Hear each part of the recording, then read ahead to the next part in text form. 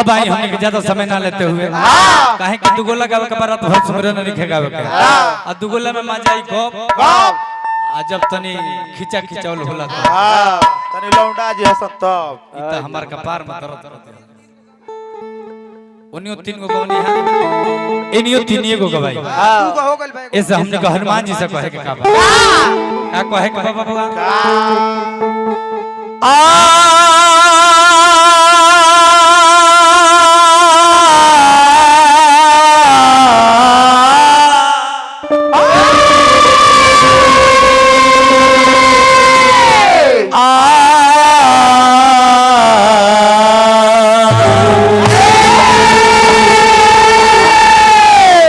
Bullet बाबा ये उ धरती है जौन गाना बजाने के उत्पन्न कैले रहे उ धरती है ये हमने के प्रहलाद काका के धरती है और कहत नहीं कि गाना फुलझड़ी गायत्री बाबा के चेला भरत शर्मा जी है बैठल बुलेट बाबा आवलो गुरु बहिना लो और कहत नहीं कि गायत्री बाबा के चेला भरत शर्मा है बाकी ना प्रहलाद काका के चेला भरत शर्मा है नथुनु सिंह है मुना सिंह है हमने के मेहनी भी आज गवाता ये हमने के प्रहलाद काका के दिन हो ये धरती के दिन हो वो धरती पर वो खड़ा बने जहाँ ब्यास लोग के चुटकी में ब्यास बना दिया जाता है ऐसे हनुमान जी से हमारा कोई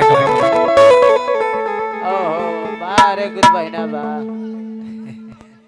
है ना चनिया लोग के देखी एगो पियर फराक वाली एगो नीला फराक वाली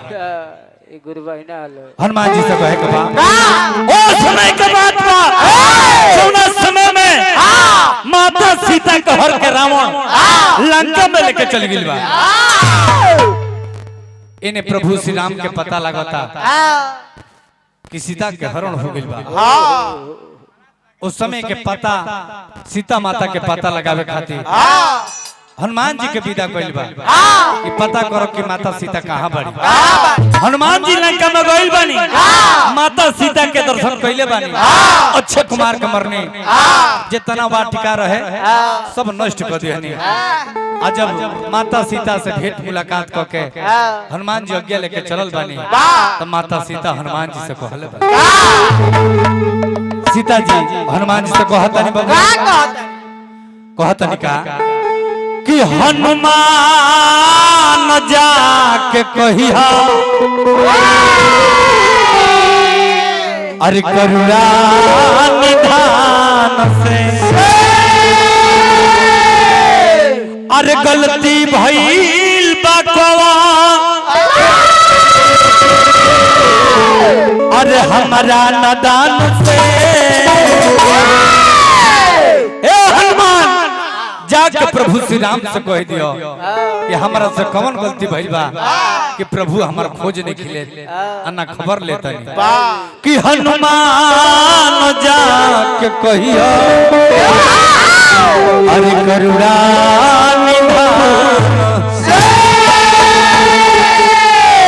अतने ना पापी रावण हमारा के 30 दिन के मौका देले बा कि अगर हमारा से सीता तू शादी नहीं खूब करो तो तहर घर उड़ा दे कि देले बपूरा मौका 30 दिन के अजियतानी दिनवा अमरी पगीनी अरे कहले बा कि मारो अरे तहरा परान पे हनुमान जाके कहियो अरे करुणा निधान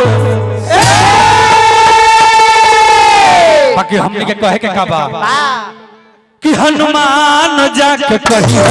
करुणा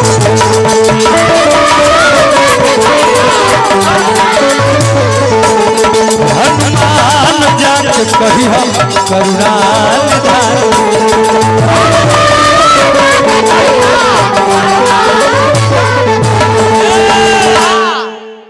कमलबास कुंवर जी का बतरने का कि श्री राम बाण कहले हवा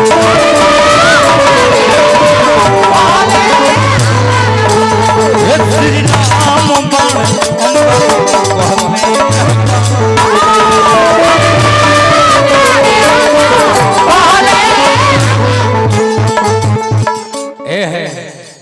के कलाकारी बा कहीं सीता जी दिहली माला लगले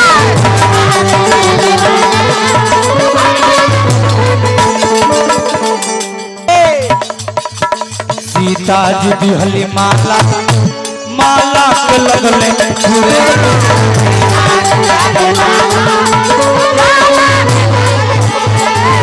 सीता जी दिहली माला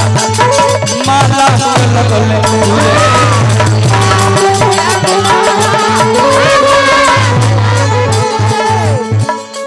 कि माला के लगले पूरे माला के लगले पूरे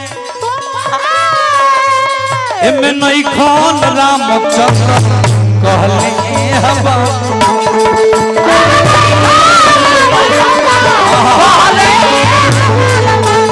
ये श्री राम बन कहले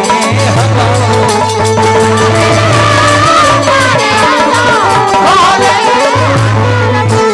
हमने के लुटन यादव जी ओ माता जी का अंतिम श्राद्ध माइल बन जा आँख के पटर खोल जाए बाबा। ओ माता जी के नाती बनी हम के लुटन यादव जी और बड़का भैया पुरस्कार हार्दिक अभिनंदन देते का गाना बजाना और मैं स्टेज ही पर के चीज है, मैं ही के चीज है। और कहे के का बा कहे के का बाबा बोला बा तो बोला ये सुगा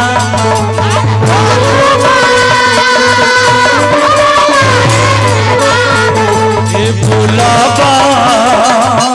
तो बोला ये जवानवा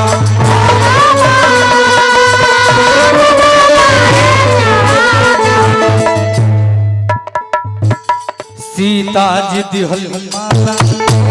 माला के लगल पूरे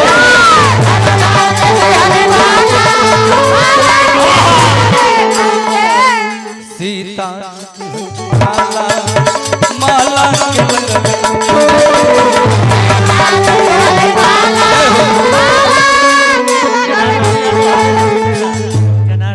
बकर हमने के कहे के कि बोला तब बोला सुगाना